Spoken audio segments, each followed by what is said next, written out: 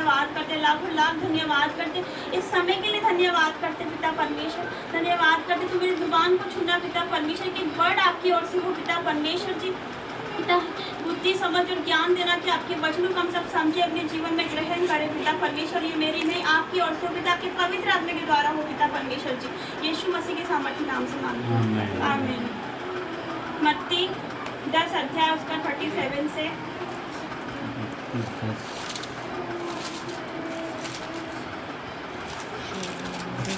10 अध्याय page number 17 10 का 37 से। जो माता या पिता को मुझसे अधिक प्रिय जानता है वो मेरे योग्य नहीं है, और जो बेटा या बेटी को मुझसे अधिक प्रिय जानता है वो मेरे योग्य नहीं है। हालेलुया। तो परमेश्वर का वचन कहता है जो अपने माता या पिता को मुझसे अधिक प्रिय जानता है वो मेरे योग्य नहीं है, ऐसे ही जो बेटा या बेटी को मुझसे अधिक प्रिय जानता है वो मेरे योग्य नहीं है। आज हम देखते हैं कि लोगों को अपने परिवार की पड़ी है कि मेरे बच्चे हैं और मेरा परिवार, बस अच्छी नौकरी हो और मेरी हस्बैंड वाइफ हो, बच्चे हो, बस, और दुनिया उसके आगे इंसान सोचता नहीं है। अनंत जीवन तो एक काल्पनिक है उसके लिए, वो सोचता नहीं इस बारे में कि अनंत जीवन क्या है, उसको कोई मतलब नहीं, बस अपने परिवार से मतलब है उसको, और किसी चीज़ से उसको मतलब नहीं। तो परमेश्वर का वचन यही कहता है तो जो अपने माता पिता या बेटे या बेटी को मुझसे अधिक प्रिय जानता है वो मेरे योग्य नहीं है, और जो अपना क्रूस लेकर मेरे पीछे ना चले वो भी मेरे योग्य नहीं है। हालेलुया।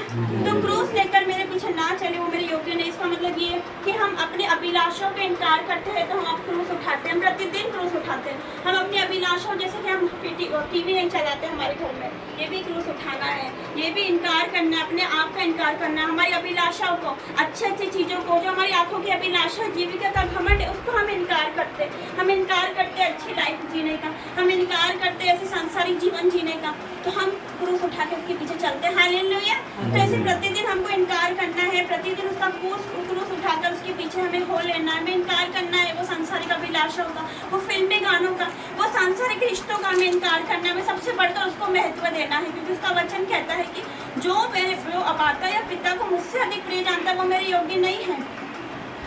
तो हम उसके योग्य नहीं हो सकते। अगर हम अपने बच्चों को, हमारे माता पिता को उससे अधिक प्रिय जानेंगे तो हम उसके योग्य नहीं बन सकते। जो क्रूस उठाकर उसके पीछे हो लेता वो मेरे योग्य है। मतलब प्रतिदिन अपना क्रूस उठाना है, हमें इनकार करना वो सांसारिक अभिलाषाओं का, हमें इनकार करना छोटी से छोटी बातों का ध्यान रखना है कि हम अपने आप को जांचें कि हमारे अंदर ऐसी कोई कमी तो नहीं, कोई ऐसी बात तो नहीं जो हमारे मसीह यीशु को बुरी लगे, जो ऐसी बात नहीं, हम बाइबल के वचनों पर नहीं चल रहे कि हमें अपने आप को जाँचने की ज़रूरत है, उसके बाद हम दूसरों को बोल सकते हैं। हालेलुया। तो हमें अपने आप को देखने की ज़रूरत है कि हमारे अंदर क्या कमी है। हम दिन भर निकाल लेते, रात में अपने आप को जांचें, हम अपने आप को परखें कि आज दिन भर में हमने क्या किया, कि किसी का दिल तो नहीं दिखाया, या फिर किसी हमारे मुंह से ऐसी बात तो नहीं निकल रही कि किसी को दुख पहुंचा, या मेरे प्रभु यीशु को, परमेश्वर को मैंने नाराज़ किया, या फिर ऐसी सोच विचार से भी हम पाप करते हैं। मेरे प्रिय, हम सोच विचार से भी पाप करते हैं, क्योंकि हमारा परमेश्वर, हमारे मनों को जांचने वाला परमेश्वर, वो मन का स्वामी है। शैतान हमारे मन की बात नहीं जानता। हम जो लफ्ज़ बोल रहे हैं ना वो शैतान जानता, सुनता है, लेकिन जो हमारे मन में सोच रहे हैं वो सिर्फ परमेश्वर जानता है। हालेलुया। क्योंकि वो मन का स्वामी है, मन की बातें जानता है। हालेलुया। आगे लिखा है जो अपने प्राण बचाता है वो उसे खोएगा, और जो मेरे कारण अपना प्राण खोता है वो उसे पाएगा। आज हम देखते हैं कि बहुत सारे मसीह विरोधी आते हैं और डराते हैं यीशु मसीह के नाम से, आप कुछ कार्य मत करना ना, यीशु मसीह का नाम अपनी जुबान से भी नहीं लेना। तो बहुत से मसीह लोग क्या बैकस्लाइड हो जाते हैं, वो डर जाते हैं मसीह विरोधियों को और उनकी बात मान लेते हैं, यीशु मसीह को भी छोड़ देते हैं। ऐसे करते वो डर जाते हैं। लेकिन परमेश्वर का वचन क्या कहता है कि जो अपना प्राण बचाना चाहे वो उसे खोएगा। तो हम डर जाते हैं, कोई लोग डर जाते हैं और ब्लैक साइड हो जाते हैं। तो क्या करते हैं, वो अपना प्राण बचाना चाहते हैं पर खो देते हैं, अनंत जीवन के लिए अपना प्राण खो देते हैं, क्योंकि दूसरी मृत्यु से कोई हानि नहीं हो सकती। मसीह लोगों को, विश्वासी लोगों को, जो यीशु मसीह पर विश्वास करते हैं, तो उसको दूसरी मृत्यु से कोई हानि नहीं हो सकती। हालेलुया। ऐसे भी बहुत से लोग हैं जो मसीह यीशु के कारण विरोध भी सह लेते हैं। जब कोई एक गाल पे थप्पड़ मारता है तो दूसरा गाल आगे कर देते हैं। हालेलुया। तो मसीह यीशु को ऐसे लोग चाहिए जो विरोधी में भी खड़े रहे, विरोध में भी अड़े रहे, खड़े रहे, हिम्मत से आगे बढ़े। हालेलुया। तो परमेश्वर को ऐसे लोगों की जरूरत है जो उसके वचनों पे खड़े रहे, चाहे मसीह विरोधी आ जाए, चाहे बीमारी आ जाए, चाहे कर्जा आ जाए, चाहे कुछ भी हो जाए, हमें खड़े रहना उसके वचनों पर। हालेलुया। तो एक जगह एक और वचन निकालेंगे, मत्ती 19 अध्याय का 29 से, पेज नंबर 32, 19 अध्याय का 29 से लिखा है, जिस किसी ने घरों भाइयों बहनों या पिता या माता या बाल बच्चों या खेतों को मेरे नाम के लिए छोड़ दिया है, उसको 100 गुना मिलेगा और अनंत जीवन का अधिकारी होगा। हालेलुया। तो इसमें लिखा है कि जिस किसी ने घरों, भाइयों बहनों, माता पिता, बाल बच्चों को या मेरे नाम के कारण छोड़ दिया, परमेश्वर का वचन छोड़ने के लिए नहीं बोलता अपने परिवार को, पर यह है कि हम उससे ज़्यादा, अपने परिवार के लोगों से ज़्यादा हम उसको प्रिय जाने, उसको पहला महत्व हम उसको दे, ना कि हमारे बच्चों को, ना कि हमारे परिवार के सदस्य को, क्योंकि वो सांसारिक लोग हैं। वो भी परमेश्वर ने हमें दिया है सांसारिक, हमारे सांसारिक माता पिता, लेकिन हमारा एक ही पिता है जो कि स्वर्ग में। हालेलुया। तो परमेश्वर का वचन यही कहता है, क्योंकि एक जगह हम पढ़ेंगे, इसका एग्जाम्पल हम पढ़ते हैं कि जब उत्पत्ति में हम पढ़ते हैं तो ऐसा ही इब्राहिम ने किया था।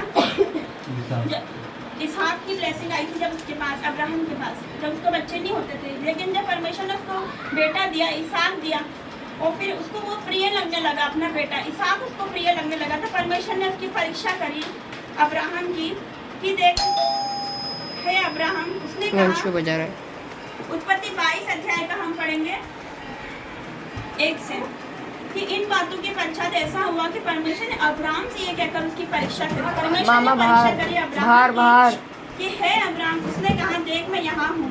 उसने कहा अपने पुत्र को, अर्थात अपने इकलौते पुत्र को इसहाक को, जिससे तू प्रेम रखता है, इसमें लिखा है जिससे तू प्रेम रखना है। तो एक समय ऐसा है जब अब्राहम अपने इसहाक, अपने पुत्र से प्रेम रखने लग गया, परमेश्वर से बढ़कर उससे प्रेम रखने लग गया, तो परमेश्वर क्या कहता है कि तू अपने पुत्र को जिससे तू प्रेम रखता है संग लेकर मोरिया देश में चला जा, वहाँ उसको एक पहाड़ के ऊपर जा, जो मैं तुझे बताऊंगा, होम बलि करके चढ़ा। तो परमेश्वर क्या कहता है, परमेश्वर का अनुग्रह उस पर था, उसकी दया उस पर थी, तो परमेश्वर के संग संग रहता था। लेकिन एक समय ऐसा है कि अपने बेटे को परमेश्वर से ज्यादा प्रिय मानने लग गया, तो परमेश्वर क्या कहते हैं कि अपने इकलौते पुत्र को तो पहाड़ पे लेके जा होम बलि करने के लिए। और उसने क्या किया, उसने हाँ नहीं करी, वो लेके चले गया, आज्ञा मानी उसने परमेश्वर की, वो लेके चले गया अपने पुत्र को।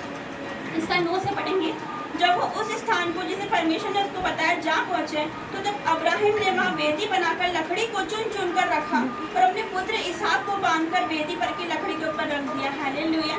तो उसने परमेश्वर की आज्ञा मानी। परमेश्वर ने बोला अपने इकलौते पुत्र को ले जा, होम बलि करके चढ़ा, पहाड़ पर ले जा, उसको बलि चढ़ा दे। तो उसने हाँ नहीं करा, उसने नहीं बोला नहीं परमेश्वर, इतने सालों बाद मुझे बच्चा हुआ, मुझे बेटा हुआ, तो मैं क्यों से जाऊँगी, नहीं।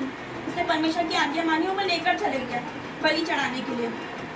उसने परमेश्वर की आज्ञा मानी, तो हमें भी परमेश्वर की आज्ञा माननी है। परमेश्वर जैसा बोले हमें वैसा करना, नहीं देखना हमारा परिवार, नहीं देखना हमारे आगे कौन है पीछे कौन है, जैसा परमेश्वर बोले वैसा करना है। हालेलुया।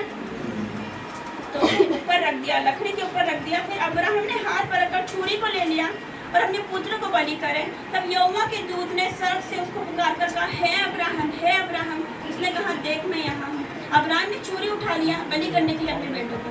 तो स्वर्गदूत आया, स्वर्गदूत ने क्या कहा, हे अब्राहम, हे अब्राहम। उसने कहा देख मैं यहाँ हूँ। उसने कहा उस लड़के पर हाथ मत बढ़ा और न उससे कुछ कर, क्योंकि तूने तो मुझसे अपने पुत्र वरन अपने इकलौते पुत्र को भी न रख छोड़ा। हालेलुया।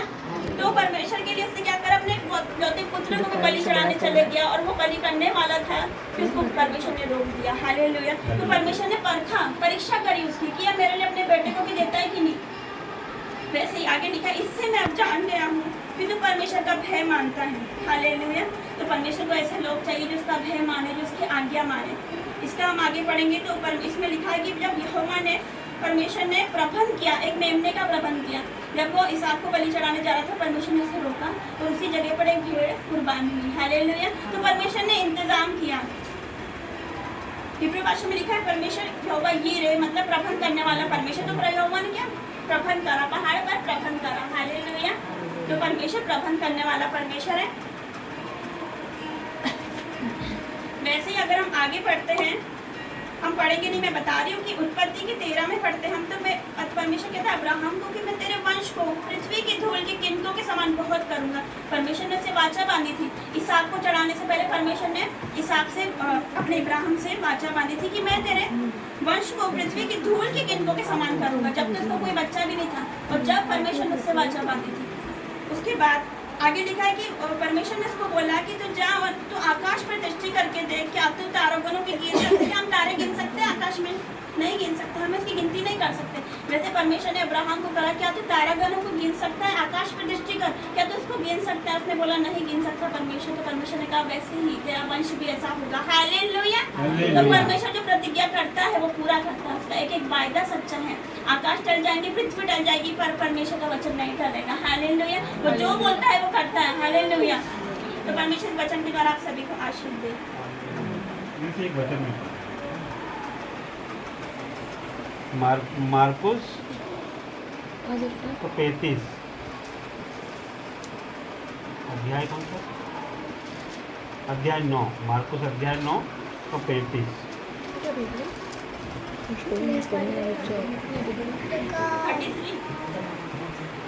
मार्कुस अध्याय 9 का 35।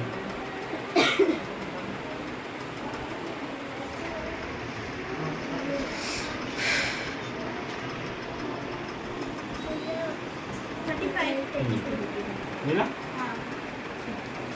तब उसने बैठकर 12 को बुलाया और उससे कहा, यदि कोई बड़ा होना चाहे तो सबसे छोटा और सबका सेवक बने। हालेलुया। परमेश्वर ये बात कहते हैं यहाँ पे कि यदि कोई बड़ा होना चाहे तो सबसे छोटा और सबका सेवक बने। हम सब बड़े होना चाहते हैं।